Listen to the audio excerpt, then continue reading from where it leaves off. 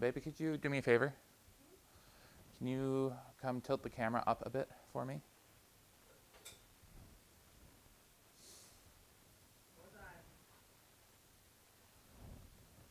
I guess I'm getting ambiance while this is happening.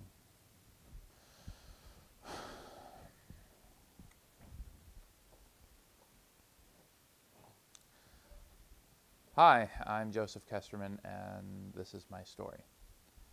Ever since I was a little kid, I have needed approval from others. The human eye doesn't capture what an object really is. The human eye just captures the reflection of light from that object. And that reflection of light is then translated in the brain into an image. In that same way, I have always needed to have someone's opinion of me, their reflection of me, in order to see myself. I guess that's part of the reason why it's been so long and so hard in me coming to terms with my gender dysphoria. Joe is my boyfriend. You are my boyfriend. And when we met in April, you told me right away that this was something that you were going through, this gender transition. You know, since we were first meeting, I was just kind of like, well, we'll see what happens. It worried me for a little bit, but it was more of the unknown thing, you know, not like I understand, but I don't know what you're going through. I'm Sue Kesterman, and you are my son. And have been for a long time now. It wasn't one of those things where I went, oh, that's what that is. I was bewildered. It was a surprise to me.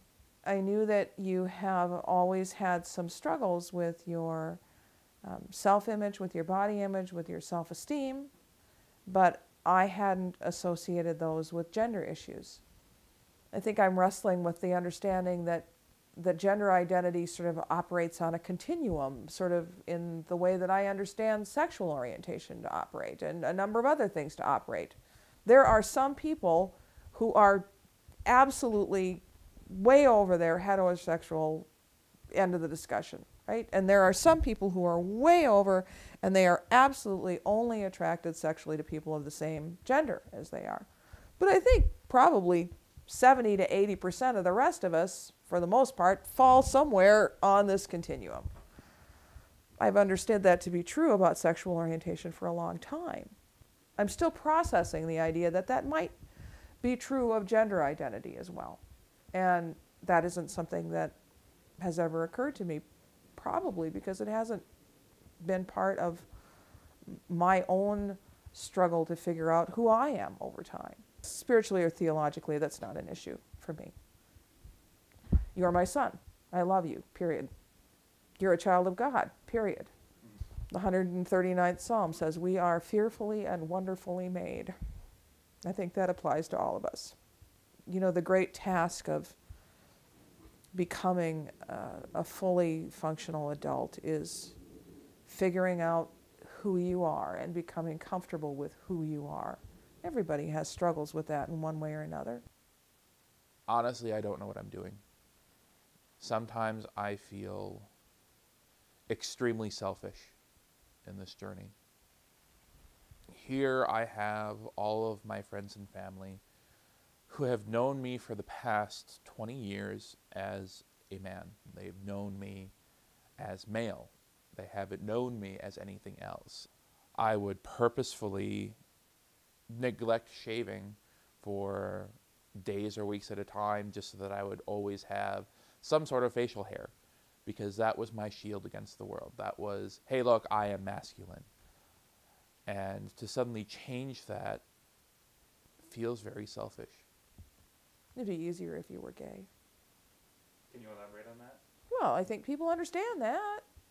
I think culturally and societally there is not total acceptance, certainly, but a greater understanding of sexual orientation, right? That there are some people who are gay, and there are some people who are lesbian, and there are some people who are bisexual. I don't think that that's the case to any great degree where this is concerned. And so it would be easier. I don't think that's necessarily right, but it's true for me. It would be easier. I guess, you know, since you've started cross-dressing, it's just close to me.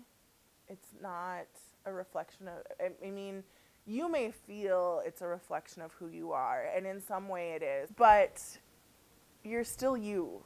You're still Joe in your heart, and you're so true to who you are. So as long as that remains the same, I don't ever see there being a problem with it. In some ways these days I worry less about you than I ever have, and in some ways these days I worry more.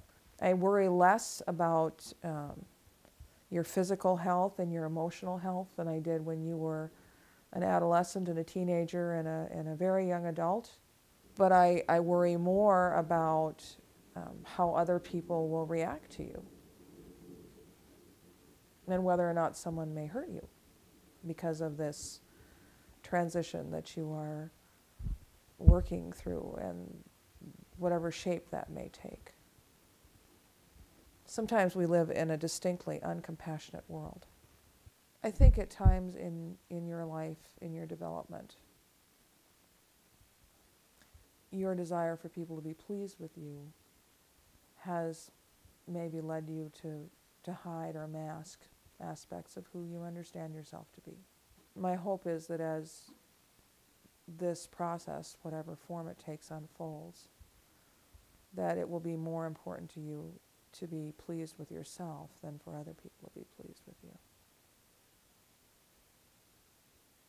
For the past 20 years of my life, I have been lying to myself, to everyone around me, because I cared too much about what was reflected back at me, because I thought too much about other people's opinions of me. And that's always been a part of me, and that's never going to change. I am never going to stop caring what other people think. I am never going to stop seeking approval. Yes, that's flawed, but that's who I am. But I also cannot continue to lie. I also cannot continue to put on this mask every day. I have to allow myself to be me. And I don't know who that is yet. I don't know if I'll ever know who that is, but I have to try. I have to try because the alternative, honestly, is probably suicide. Well, you know, I'm afraid that we're getting closer to the time when you're going to start hormone therapy. I'm a little nervous that things might change, like your personality, who you are. And I'm a little bit afraid that that might happen, that you might get all caught up in the headspace of it and forget who we are together. I don't know, becoming more high maintenance or bitchy. One drama queen is enough in this relationship? Yeah, that's me.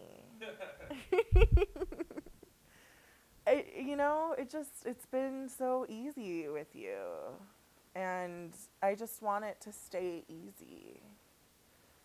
And, you know, I've always said I could never be a lesbian because girls are too bitchy. So there's that fear that things will change. But we've talked about it. Just stay who you are. I love you, you know? But you know what I mean? Like, the outward stuff is just whatever. I don't care. I want your heart to stay the same. I mean, I know one of your fears is that this will change everything about you, or that people will feel it changes everything about you. But, so Tuesday, I had a meeting and I stopped at Atomic Coffee to get a decaf. And as I was walking in, this individual crossed my path. But this person looked like Freddie Mercury in drag if Freddie had spent 2 years in Dachau. And I'm not proud of being taken aback by it, but the eye contact that I got as I was passing this person was one of challenge.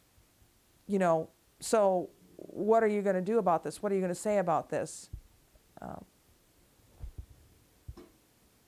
I think that must be a hard way to live. I don't want to be the kind of person who challenges the rest of the world to not accept me just so I can jump down their throat. I want to be honest, and I want to be me. That's all I want to be. I want the reflection that I get back from people to reflect truly who I am, not some stubborn tranny who is just going to fucking jump down your throat if you don't agree with me. That's not who I want to be.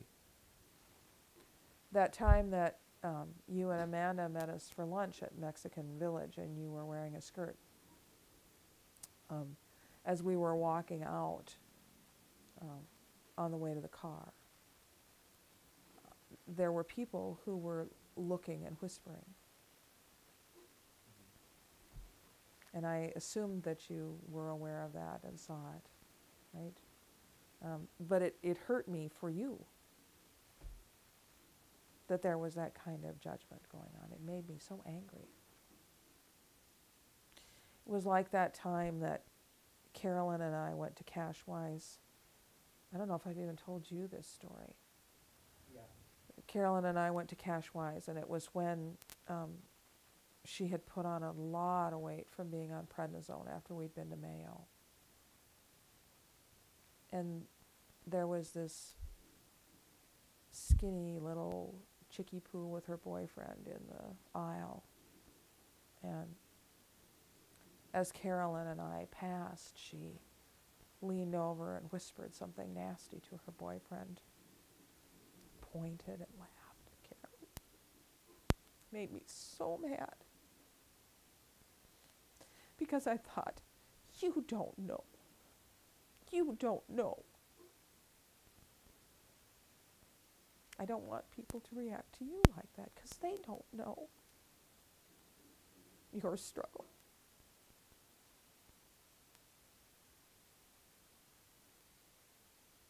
I think that's enough.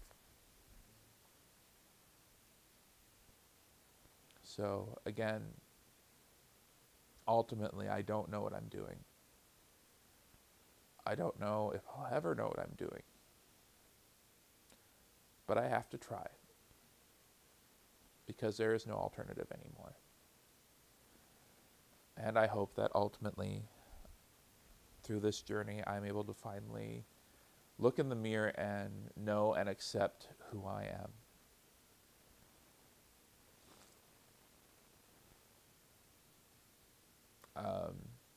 Yeah, I guess that's all I have to say.